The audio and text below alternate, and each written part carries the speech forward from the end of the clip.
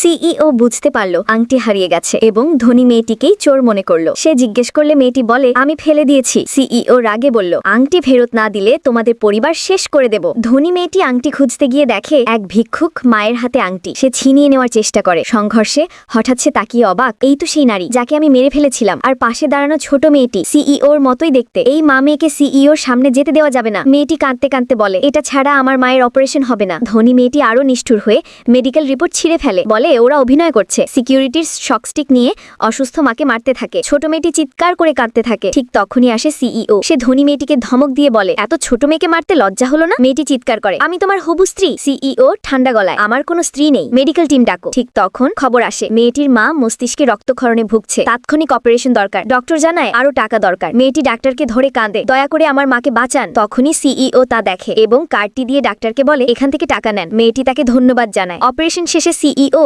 মেয়েটিকে দেখে চিনে ফেলে। ঠিক তখনই মেয়েটির দাদা সেখানে আসে। মেয়েটিকে দেখে বলে, এই চোখ আমার ছোটবেলার মতো, নিশ্চয়ই আমার নাতনি। ডিএনএ টেস্ট করা হয়। ফল আসা পর্যন্ত সিইও মেয়েটিকে জিজ্ঞেস করে, তোমরা এত বছর কিভাবে বেঁচেছিলে? মেয়েটি বলে, মা সবসময় অসুস্থ, আমি ভিক্ষা করে টাকা জোগাড় করি। দাদা জড়িয়ে ধরে।